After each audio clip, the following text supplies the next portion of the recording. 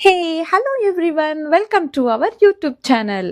అందరూ మీ works complete చేసుకొని relax అవుతున్నారు కదూ!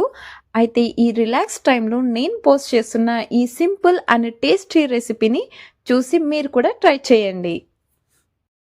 ముందుగా ఒక కప్పు పెసరపప్పును తీసుకొని 2 సార్లు నీళ్ళలో బాగా కడిగి 2 గంటల వరకు ఈ పెసరపప్పును నానబెట్టుకోవాలి. కారాన్ని ఇష్టపడని వారు ఎవరైనా ఉంటారా? నేనైతే కారంగా లేనిది ఏది కూడా తినలేను. సో, ఈ రెసిపీకి స్పైసీ యాడ్ చేయడానికి కారంగా ఉన్న ఒక 8-10 పచ్చిమిర్చి తీసుకొని ఇలా చిన్న చిన్న ముక్కలుగా కట్ చేసుకోండి ఫస్ట్. స్పైసీ కోసం పచ్చిమిర్చి ఎంత అవసరమో గుండ్రంగా ఉన్న మన ఉల్లిపాయ కూడా అంతే అవసరం. ఈ రెసిపీలోకి ఉల్లిపాయలు కాస్త ఎక్కువ పడితేనే టేస్ట్ అదరహోలాగా ఉంటుంది. ఈ ఉల్లిపాయను ముందుగా 2 ముక్కలుగా కట్ చేసుకొని, ఒక ముక్కను తీసుకొని, ఆ ముక్కను 4 ముక్కలుగా చేసి, ఇలా చిన్ని ముక్కలుగా చేసుకోవాలి.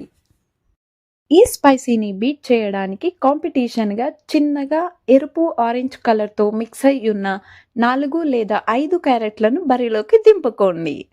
అలా బరిలోకి దింపిన క్యారెట్ ముక్కలను ఇలా చిన్నగా తురుముకొని పక్కన పెట్టుకోండి.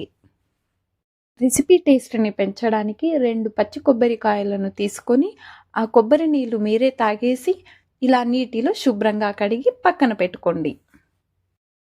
వాష్ చేసుకున్న పచ్చి కొబ్బరికాయలను చిన్న చిన్న ముక్కలుగా కట్ చేసుకొని, ఇలా గ్రేటర్‌తో తురుముకోవాలి. మా వదినకు ఇలా చేయడం అలవాటు ఉంది కనుక, తను ఇలా కత్తిపీట పైన ఉన్న పదునుతోనే కొబ్బరికాయను తురుముతున్నారు.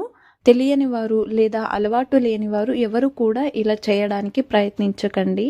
ఇలా చేయడం వల్ల మన హ్యాండ్స్ ఇంజ్యూర్ అయ్యే ప్రమాదం ఉంది. సో, మీరు దీన్ని అవాయిడ్ చేస్తేనే మంచిది. 2 గంటల సేపు నానబెట్టుకున్న పెసరపప్పును మరోసారి వాష్ చేసుకొని, పెసరపప్పులో ఉన్న నీటిని దించేసుకొని ఒక బౌల్‌లోకి తీసుకోవాలి.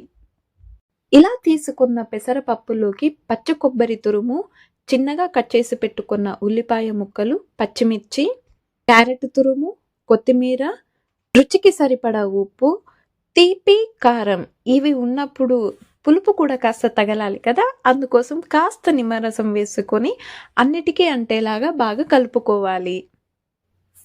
మాకు కాస్త కారం తక్కువ అనిపించి ఇంకా కొన్ని పచ్చిమిరపకాయలనైతే కట్ చేసుకొని అన్నిటికీ అంటేలాగా బాగా కలుపుకున్నాము.